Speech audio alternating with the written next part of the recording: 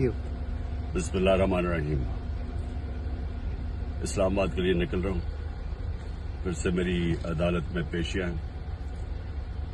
निकलने से पहले दो बातें करना चाहता हूँ।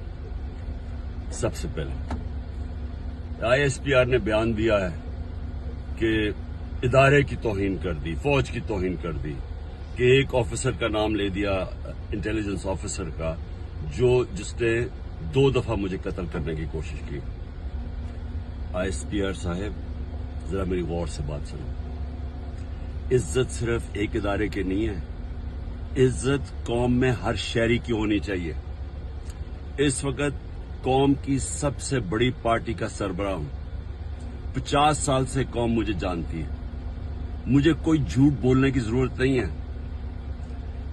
इस आदमी ने 2 दफा मुझे कत्ल करने की कोशिश की, और जब भी इन्वेस्टिगेशन होगी मैं ये साबित करूंगा कि ये वो आदमी था, और इसके साथ एक पूरा टोला है।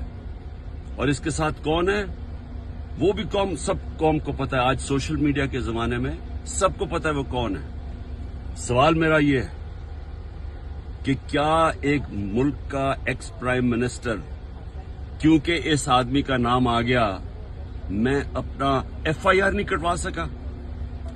पता तो सच और झूठ तब चले जब इन्वेस्टिगेशन होती, FIR इसके खिलाफ होती, इन्वेस्टिगेशन होती। अगर ये बेकसूर था, सामने आ जाना था।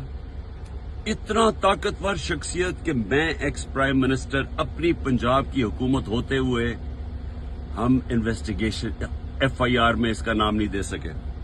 उसके बाद पंजाब की हुकूमत की JIT, 2 पुलिस ऑफिसर ने जिन्होंने इसके कहने पे रिकॉर्ड किया था उसकी स्टेटमेंट्स, नवीद शूटर की,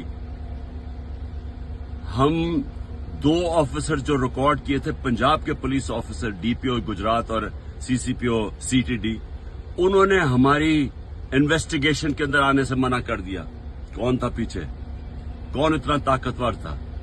उसके बाद जब इन्वेस्टिगेशन में यह साबित हो गया कि 3 शूटर थे, जब JIT में साबित हो गया कि तीन शूटर जिन्होंने गोलियां चलाई, बनिस्बत जो इनका प्रोपेगेंडा था कि सिर्फ एक दिनी इंतहा पसंद था, JIT को सैबोटाज किया गया।